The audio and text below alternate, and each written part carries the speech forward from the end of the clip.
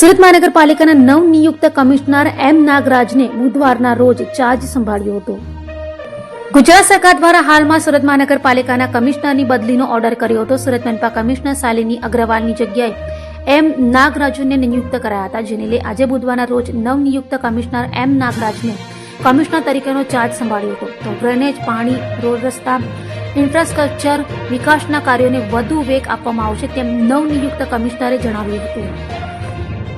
સુરત મહાનગરપાલિકા જ્યારે વિશ્વમાં મોસ્ટ લિવેબલ સિટી તરીકેનું એક ઓળખ મેળવી રહી છે, ત્યારે રાજ્ય સરકારનું ધ્યેય છે કે અર્બન ડેવલપમેન્ટ યરની અંતર્ગત આપણા શહેરો લોકોની આજીવિકા સાથે જોડીને ક્વોલિટી ઓફ લાઈફ પ્રદાન કરવા માટેનું જે પ્રયત્ન છે, એમાં માનનીય મુખ્યમંત્રીશ્રી, નાયબ મુખ્યમંત્રીશ્રી એમના જે અલગ અલગ આયોજનો છે એને પૂરેપૂરું સાચા અર્થમાં જમીનમાં ઉતારવાનો પ્રયત્ન કરવામાં આવશે.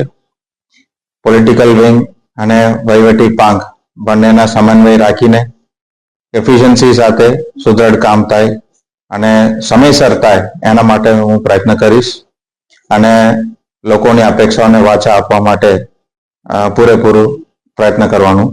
કયા કામોને પ્રાથમિકતા આપવામાં આવશે? લોકોની મૂળભૂત સુવિધા છે, પાણી, ગટર લાઈન, ડ્રેનેજ અને જે સોસાયટીના અંતર્ગત પણ જે વ્યવસ્થાઓ ઊભું કરવાનું છે અને સામાન્ય જનમાનસને જે વ્યવસ્થા કરવાની છે એને પ્રાથમિકતા આપવામાં આવશે. ઇન્ફ્રાસ્ટ્રક્ચર પ્રોજેક્ટમાં લાંબા ગાળાનું આયોજન સાથે જે પ્રાયોરિટી આપવાનું છે. સુરત ઇકોનોમિક રિજિયન માટેનું પણ ખાસ ભાર રાજ્ય સરકાર તરફથી મૂકવામાં આવી રહી છે અને યુવાનો માટે સ્પોર્ટ્સ અને ઇન્ફ્રાસ્ટ્રક્ચર ફેસિલિટીઝ એની પણ આપણે જોવાનું છે અને ડ્રેનેજ અને વોટરનું તો મૂળભૂત સુવિધા રહે છે.